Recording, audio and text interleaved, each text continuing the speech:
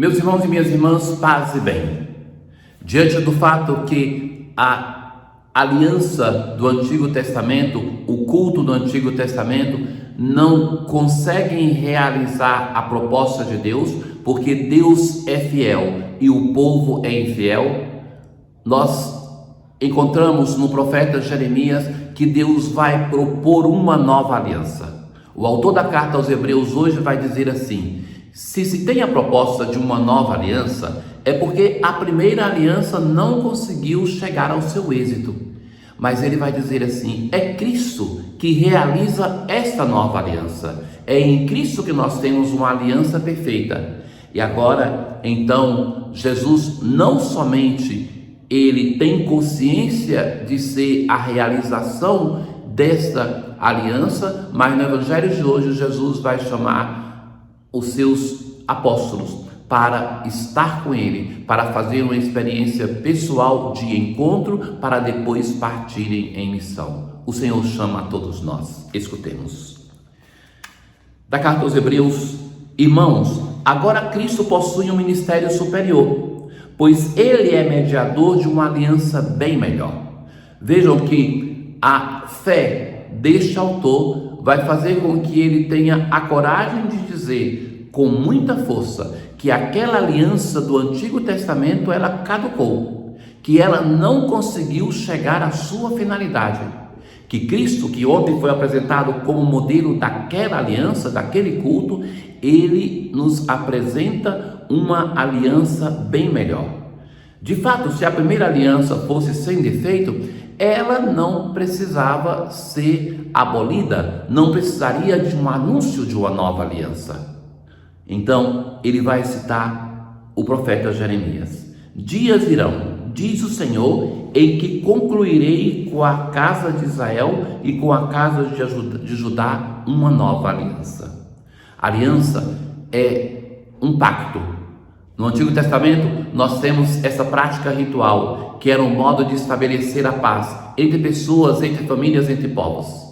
O rito da aliança, aquele que nós encontramos, que é realizado por Deus somente quando Abraão preparou para que os dois realizassem e que Deus passa sozinho, era colocar os animais sobre o altar, partidos no meio, uma parte de frente para a outra, e os dois representantes passavam no meio dos animais e depois colocavam fogo. Naquela narração, Deus passa sozinho e ateia fogo sobre o sacrifício, que é o sinal da aliança entre ele e Abraão. Depois nós temos diversos outros momentos que se selam a aliança. A mais importante do Antigo Testamento é aquela entre Deus e o povo de Israel, representado por Moisés. É sobre esta aliança que o profeta está falando e que o autor da carta aos Hebreus está citando, que vai dizer que Deus, olhando para esta aliança, que o povo não foi fiel, então ele diz: eu vou fazer uma nova aliança. Dias virão que eu vou realizar uma nova aliança, pois eles não permaneceram fiéis à minha aliança. Aqui está a fragilidade de todas as alianças do Antigo Testamento, porque o povo de Israel, ou a parte humana, não foi fiel, ao passo que Deus permaneceu sempre fiel.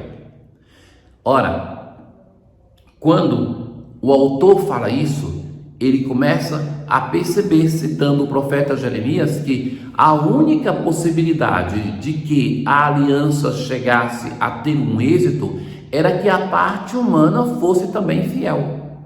Por isso continua citando o profeta: colocarei minhas leis na sua mente e as gravarei no seu coração, e serei o seu Deus e eles serão o meu povo. Já não basta uma aliança exterior, a aliança tem que estar inscrita no nosso íntimo, a lei de Deus, para que ela seja vivida no nosso exterior, para que ela repercuta no nosso exterior.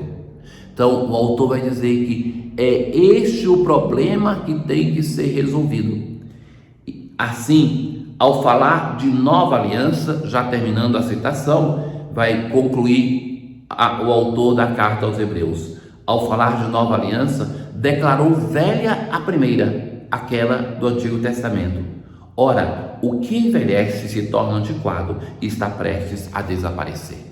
Com essas palavras, um tanto quanto duras, sobretudo dirigida aos hebreus, o autor diz assim: olha, aquilo que nós acreditamos até agora ser uma aliança válida, ela caducou. A verdadeira nova aliança, aquela que foi anunciada por Jeremias, nós a encontramos em Jesus.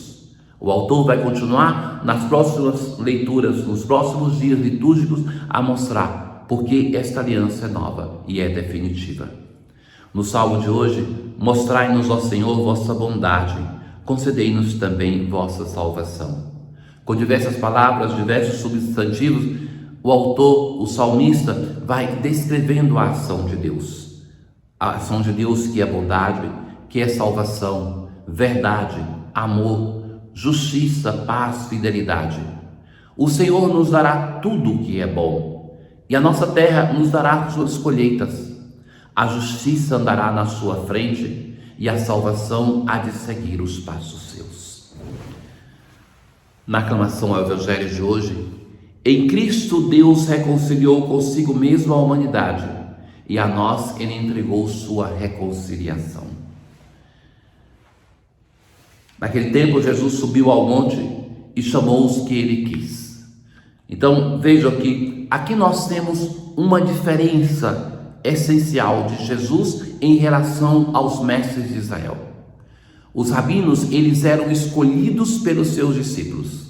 O Evangelho de hoje já começa com uma notícia que é nova e que, cronologicamente, é o Evangelho de Marcos, sendo o primeiro dos evangelhos canônicos a ser escrito. Ele então nos traz essa informação que é uma novidade.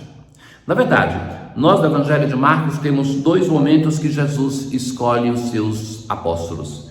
Aqui então Jesus está em oração. Jesus está no monte, que é o sinal, o local por excelência de encontro com Deus. E depois é Ele que chama. Deus chama aqueles apóstolos. Deus chama os apóstolos de hoje. Deus chama alguns irmãos para se consagrar ao Senhor através da vida consagrada. Deus chama alguns para o ministério ordenado da igreja. Deus chama a todos nós, leigos e leigas, casados, solteiros, ministros ordenados, ministros diversos, ministros instituídos pela igreja, ministros que têm uma prática ritual dentro da igreja. Deus nos chama a todos para desenvolvermos um ministério, para termos uma vida de união com Ele. Então Jesus designou 12. Veja essa expressão, designou 12, no texto de Marcos, Jesus criou 12. Então a vocação é uma nova criação. É a possibilidade de dar significado à nossa vida.